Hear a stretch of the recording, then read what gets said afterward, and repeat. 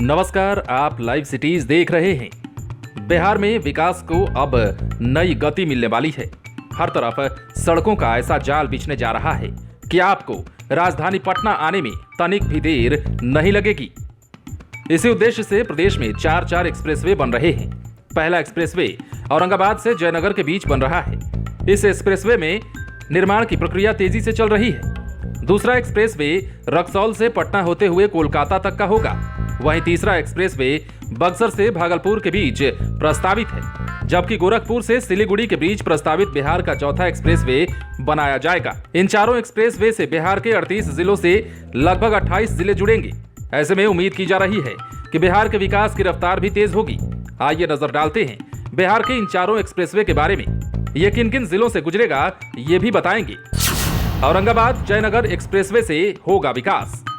औरंगाबाद के मदनपुर से शुरू होने वाला ये 4 लेन सड़क गया एयरपोर्ट के बगल से होते हुए जीटी रोड को जोड़ेगा।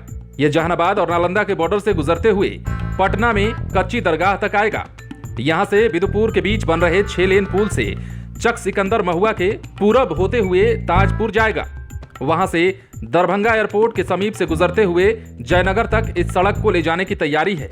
तो वहीं औरंगाबाद से जयनगर तक की ये सड़क 271 किलोमीटर लंबी होगी। ये सड़क पटना सहित प्रदेश के 6 जिलों से होकर गुजरेगी। इस सड़क से पटना का गया और दरभंगा एयरपोर्ट में सीधा संपर्क हो जाएगा। कच्ची दरगाह बिदुपुर के बीच बन रहे पुल के माध्यम से ये वैशाली में प्रवेश करेगा। नीतीश कुमार ने इस पुल को ताजपुर तक जोड़ने को कहा है। ऐसे में इसकी उपयोगिता और बढ़ जाएगी। वैशाली से समस्तीपुर और दरभंगा होते हुए नेपाल सीमा पर जाकर जयनगर में ये सड़क खत्म होगी। इस तरह 4 लेन बनने वाली ये सड़क पटना के अलावा औरंगाबाद, जहानाबाद, वैशाली और मधुबनी से होकर गुजरने वाली है। रक्सौल हल्दिया एक्सप्रेसवे से विकास को मिलेगी रफ्तार। नेपाल सीमा पर स्थित बिहार के रक्सौल से हल्दिया तक सूबे का दूसरा एक्सप्रेसवे 6 से 8 लेन का होगा। बिहार के इस दूसरे एक्सप्रेसवे का निर्माण अगले साल से शुरू होगा। यह करीब 695 किलोमीटर लंबा होगा, जिसके निर्माण पर 54,000 करोड़ रुपए खर्च होंगे। रक्सौल हल्दिया एक्सप्रेसवे पूरी तरह से ग्रीनफील्ड होगा और इसमें बीच में नहीं चढ़ा जा सकेगा। यह बिहार के 9 जिलों से होकर गुजरेगा। इनमें पश्चिम चंपारण, पूर्वी चंपारण, मुजफ्फरपुर, सारण, पटना, बिहार शरीफ, शेखपुरा, जमुई और बांका शामिल है।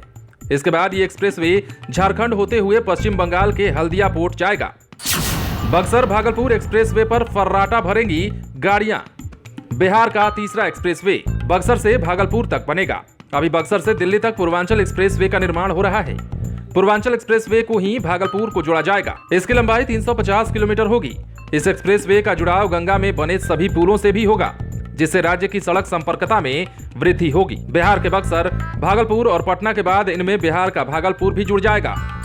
गोरखपुर सिलीगुड़ी एक्सप्रेसवे से पकड़ेगी विकास की रफ्तार।